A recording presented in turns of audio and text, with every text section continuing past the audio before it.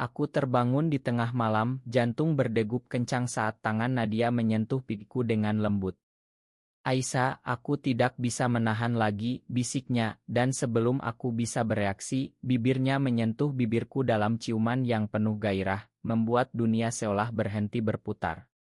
Saat itu, di kamar kecil apartemennya di Jakarta, aku sadar bahwa rahasia yang selama ini kupendam telah meledak, dan besok pagi, segalanya akan berubah selamanya.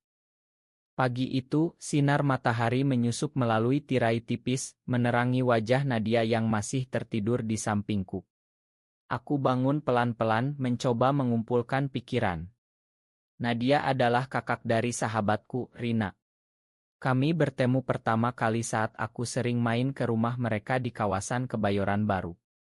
Nadia, yang lebih tua 5 tahun dariku, selalu terlihat seperti sosok sempurna, karir mapan sebagai desainer Grace, cantik dengan rambut hitam panjang dan senyum yang hangat. Tapi di balik itu, aku tahu ada sesuatu yang lebih dalam.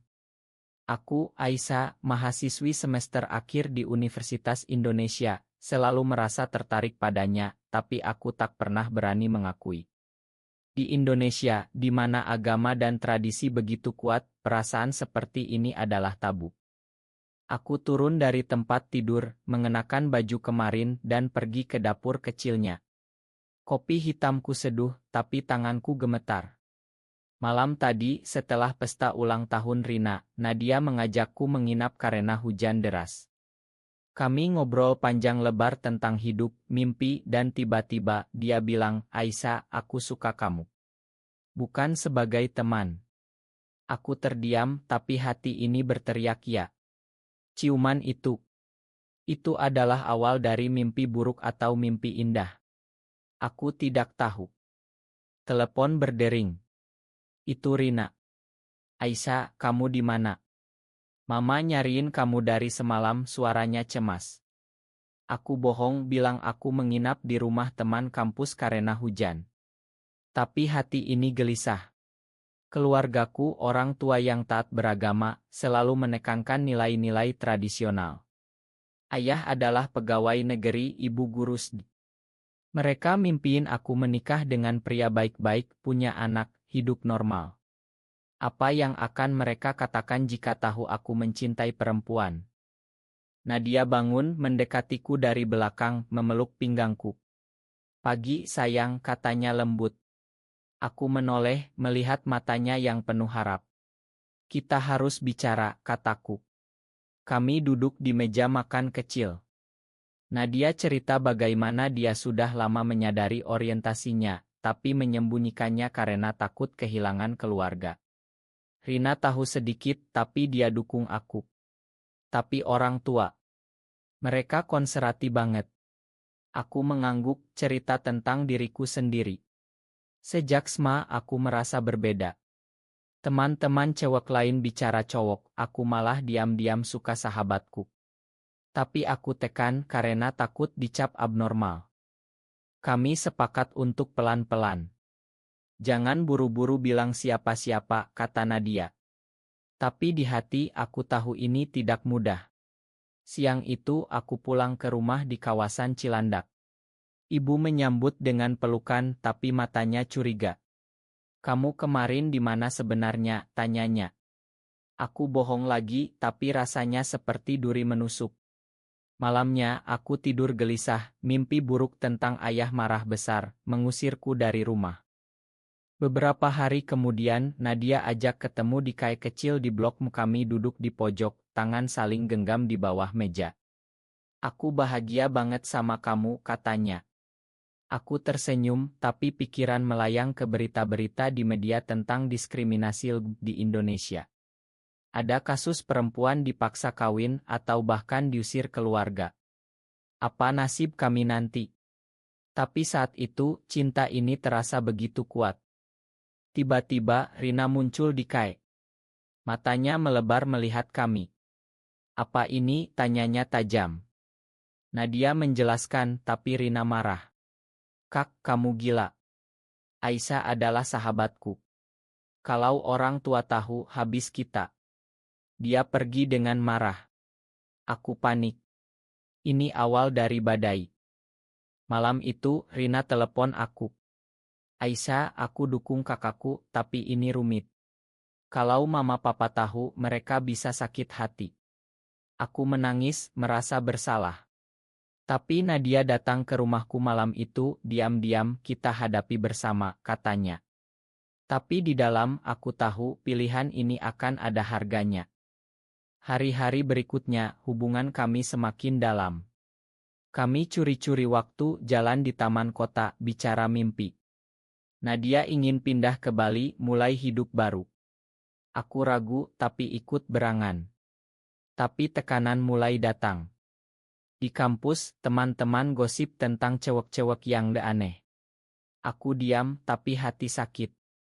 Suatu sore, ayah pulang dengan wajah muram. Aisyah, ada yang mau ayah bicarain. Dia tunjuk berita di koran tentang undang-undang anti-LGB. Ini dosa besar, nak. Jangan sampai kamu terpengaruh.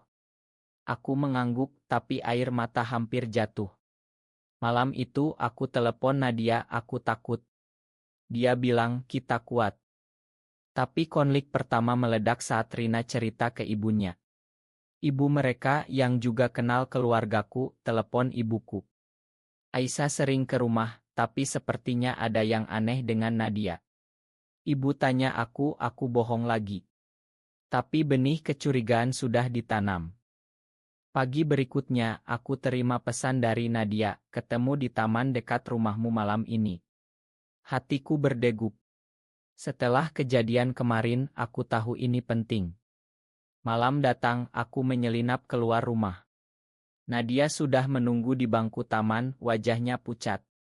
Rina cerita semuanya ke mama, katanya pelan. Aku terkejut. Apa katanya? Nadia menangis. Mama marah besar, bilang aku bawa malu keluarga. Dia ancam bilang ke papa kalau aku nggak putus sama kamu. Aku memeluknya, tapi pikiran kacau. Keluarga Nadia lebih liberal sedikit daripada keluargaku, tapi tetap, di masyarakat Indonesia, ini masalah besar. Kita harus hati-hati, kataku. Tapi Nadia geleng kepala. Aku nggak mau sembunyi terus. Aku cinta kamu, Aisyah. Kami bicara panjang, memutuskan untuk sementara jaga jarak, tapi hati ini sakit. Keesokan harinya, di kampus, aku bertemu Rina. Dia menghindar, tapi aku tarik ke samping. Rin, kenapa kamu cerita, tanyaku. Rina menatapku dingin. Karena aku takut kalian hancur. Mama bilang kalau ini lanjut, dia akan pisah Nadia dari keluarga. Aku marah, tapi mengerti. Rina adalah sahabat, tapi sekarang seperti musuh. Sore itu, aku pulang dan lihat ibu sedang bicara telepon dengan ibu Nadia. Wajah ibu tegang. Setelah telepon ditutup, ibu panggil aku. Aisyah, apa benar kamu deket banget sama Nadia, tanyanya. Aku gelagapan bilang cuma teman. Tapi ibu curiga. Jangan bohong, nak. Ibu dengar Nadia punya masalah. Orientasi. Kata itu seperti pisau. Aku diam, tapi hati berontak. Malamnya, ayah bicara serius. Di Indonesia ini, nak, kita harus pegang teguh nilai agama. Jangan ikut-ikutan tren barat yang rusak moral. Aku mengangguk, tapi dalam hati aku bertanya, apa cinta ini rusak moral? Nadia telepon malam itu, mama suruh aku ke psikolog. Aku shock. Jangan pergi. Tapi Nadia bilang aku harus, biar mama tenang. Beberapa hari kemudian Nadia cerita tentang sesi psikolog itu. Dokter bilang ini AC bisa disembuhkan. Aku marah. Di Indonesia, banyak yang anggap LGB sebagai penyakit. Jangan percaya, kataku. Tapi Nadia ragu. Bagaimana kalau memang salah? Konflik inner dia mulai muncul. Aku yakinkan, tapi aku sendiri ragu. Hubungan kami mulai retak. Kami jarang ketemu, hanya chat. Tapi suatu malam, Nadia datang ke rumahku diam-diam, aku nggak tahan, katanya, dan kami peluk. Tapi tetangga lihat, gosip mulai beredar. Pagi esok, ibu tanya siapa yang datang malam-malam. Aku bohong lagi. Tekanan sosial semakin berat. Di kampus ada demo anti-LGBT oleh mahasiswa konservatif. Aku ikut tapi diam-diam karena takut dicurigai. Teman bilang, Aisyah, kamu kok pendiam akhir-akhir ini. Aku senyum palsu. Nadia putuskan untuk konfrontasi mama. Aku bilang, ini aku yang sebenarnya. Mama marah, usir Nadia sementara. Nadia tinggal di apartemen teman. Aku datang ke sana, kami bicara. Aku rela kehilangan keluarga demi kamu, katanya. Tapi aku takut. Bagaimana kalau aku nggak bisa? Konflik mendorong kami ke pilihan sulit. Rina hubungi aku, Aisyah, tolong hentikan. Kakak sakit karena ini. Aku bertemu Rina di mal. Dia cerita papa Nadia tahu marah besar. Papa bilang Nadia bukan anaknya lagi. Aku menangis. Ini harga yang harus dibayar. Aku putuskan bicara ke Nadia. Mungkin kita pisah sementara. Nadia shock. Kamu takut? Ya, aku takut. Tapi malam itu kami putuskan lanjut tapi rahasia. Tapi rahasia bocor. Ibu temukan chat kami di Hpku. Aisyah, ini apa? Teriaknya. Ayah datang, marah. Kamu bawa malu keluarga. Aku diusir keluar rumah malam itu. Aku pergi ke apartemen Nadia. Kita kabur, tanyanya. Aku mengangguk, tapi hati hancur. Ini awal dari pengkhianatan yang lebih besar. Hidup di luar rumah terasa seperti neraka. Aku tinggal sementara di apartemen Nadia, tapi uang terbatas. Nadia kerja, aku kuliah sambil cari partime. Tapi hati ini penuh luka. Setiap malam aku mimpi ayah marah, ibu menangis. Apa kita salah? Tanyaku ke Nadia. Dia peluk aku, tidak, ini cinta. Tapi masyarakat tak beri ampun. Di jalan orang lihat kami bergandengan, mata curiga. Di Indonesia, di mana undang-undang belum lindungi LGBT, kami rentan. Suatu hari, di KAE ada orang kenal Nadia, gosip ke keluarganya. Papa Nadia datang ke apartemen, marah. Pulang sekarang atau aku laporkan ke polisi. Nadia menolak, papa pergi dengan ancaman. Aku hubungi Rina, minta bantuan. Rin, tolong bicara ke papamu. Rina ragu tapi setuju. Kami bertemu di taman. Rina bilang, aku dukung kalian tapi ini berbahaya. Ada kelompok agama yang bisa ganggu. Aku takut tapi lanjut. Konflik inner aku semakin dalam. Aku mulai ragu orientasiku. Bagaimana kalau ini cuma AC? Nadia marah. Jangan bilang gitu. Tapi aku pergi ke psikolog diam-diam, dokter bilang ini pilihan hidup, tapi pikir dampak sosial. Aku semakin bingung. Nadia ajak ke komunitas LGBT rahasia di Jakarta. Di sana kami bertemu orang-orang seperti kami. Ada cerita sedih, ada yang bahagia. Kalian harus kuat, kata salah satu. Tapi pulangnya aku lihat berita, pasangan lesbian diusir dari kampung. Aku panik. Ayah hubungi aku. Pulang, nak. Kita bicara. Aku pergi, tapi Nadia tak setuju. Jangan, ini jebakan. Tapi aku kangen keluarga. Di rumah, ayah dan ibu tunggu. Kami sayang kamu, tapi ini salah. Kami sudah datarkan kamu ke terapi konversi. Aku shock. Terapi konversi. Itu penyiksaan. Aku tolak, lari keluar. Tapi benih keraguan ditanam. Malam itu aku bilang ke Nadia, mungkin kita pisah. Nadia menangis, kamu pilih keluarga. Aku bilang ya. Itu pengkhianatan pertama. Nadia hancur. Dia pindah ke Bandung kerja baru. Aku pulang ke rumah ikut terapi. Di terapi mereka bilang dosa harus disembuhkan. Aku pura-pura setuju tapi hati sakit. Beberapa bulan kemudian, Rina cerita Nadia pacaran baru. Aku cemburu tapi lega. Tidak sakit. Aku hubungi Nadia, Ma. Dia bilang kamu pilih aman, aku pilih jujur.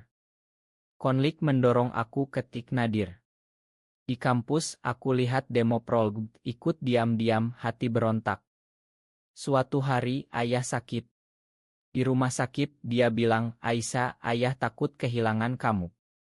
Aku menangis, cerita semuanya. Ayah diam, tapi ibu marah. Jangan bawa ini lagi. Aku putuskan pergi. Aku cari Nadia di Bandung. Dia terkejut. Kenapa datang? Aku bilang, aku salah. Aku cinta kamu. Kami balik, tapi dengan luka. Tapi pengkhianatan kedua datang dari Rina. Dia cerita ke polisi tentang komunitas LB. Mengapa? Karena takut kakaknya hancur. Polisi datang, Nadia ditangkap atas tuduhan penyimpangan moral. Aku panik, cari bantuan. Ini klimaks dari segala konflik. Nadia di tahanan, aku berjuang sendirian. Aku hubungi pengacara dari komunitas LB. Ini kasus diskriminasi, katanya. Tapi di Indonesia, hukum ambigu. Aku kumpul bukti, tapi hati hancur. Rina datang, menangis. Ma, aku takut. Papa suruh aku lapor. Aku marah, kamu khianati kakakmu sendiri. Ayah tahu, datang ke Jakarta. Aisyah, pulang. Ini bukan urusanmu. Tapi aku tolak. Ini urusan hati, ya. Ayah marah, tapi lihat tekadku, diam. Proses hukum berjalan lambat. Nadia di dalam, kirim pesan lewat teman, tetap kuat, sayang. Aku kunjungi, lihat wajahnya kurus. Aku menyesal bawa kamu ke ini, katanya. Aku bilang, tidak, ini pilihan kita. Masyarakat bereaksi. Media gosip, desainer cantik terlibat skandal lesbian. Keluarga Nadia malu, putus hubungan. Keluargaku juga, ayah bilang, kamu bukan anakku lagi. Aku kerja keras, kumpul dukungan online. Ada petisi, tapi juga ancaman. Suatu malam, ada orang lempar batu ke apartemen.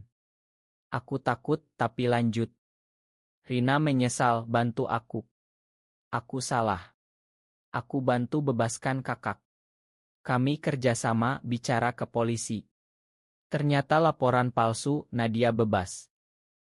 Nadia keluar, kami peluk. Tapi luka dalam. Kita mulai baru, tanyanya.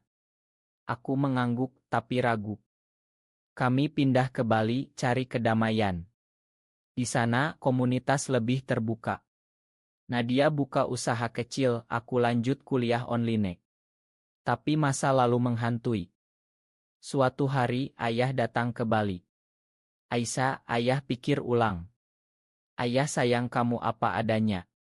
Aku menangis, peluk ayah. Ibu ikut, pelan-pelan terima. Tapi tidak semua bahagia. Papa Nadia tetap tolak. Rina minta maaf, tapi hubungan retak. Kami hidup bersama, tapi dengan harga, kehilangan teman, keluarga parsial, dan luka hati. Konflik mendorong kami ke pencerahan. Aku sadar, cinta butuh pengorbanan. Tapi apakah worth it? Hidup di Bali terasa lebih bebas, tapi bayang-bayang masa lalu tetap ada. Nadia dan aku bangun rumah kecil di Ubud, dikelilingi sawah hijau. Pagi-pagi kami minum kopi sambil bicara mimpi. Somedai Indonesia akan berubah, kata Nadia. Aku tersenyum, tapi tahu perubahan lambat. Kerja Nadia sebagai relancer lancar, aku lulus kuliah dan dapat kerja di Hak Asasi Manusia. Kami advokasi hak LGBTI, tapi hati-hati. Suatu hari ada konferensi di Jakarta, kami diundang. Ini kesempatan, kataku. Nadia ragu, takut masa lalu ulang. Tapi kami pergi. Di konferensi, kami cerita pengalaman. Orang tepuk tangan, tapi ada protes dari kelompok konservatif. Pulang, ada ancaman online. Tapi kami kuat. Rina datang ke Bali. Aku mau baikan. Nadia peluk adiknya. Papa mereka pelan-pelan hubungi tapi masih dingin. Keluargaku sekarang dukung. Ayah bilang ayah salah dulu. Cinta adalah cinta. Ibu masak makanan aurit saat kami kunjung. Tapi tidak semua cerita bahagia. Ada teman komunitas yang bunuh diri karena tekanan. Itu ingatkan kami perjuangan belum selesai. Nadia dan aku semakin dekat, tapi dengan pemahaman setiap pilihan ada harga. Aku pernah khianati, dia pernah ragu, tapi kami belajar. Suatu malam di pantai, Nadia bilang, kamu adalah pilihanku terbaik. Aku jawab, dan kamu punyaku. Cinta kami tumbuh, tapi dengan kesadaran sosial. Kami bantu orang lain bagikan cerita. Akhirnya, aku sadar, di tengah masyarakat yang penuh prasangka, kami pilih jujur pada diri sendiri. Tapi pertanyaannya, apakah mencintai seseorang dengan orientasi yang sama benar-benar salah, atau justru masyarakat yang perlu berubah?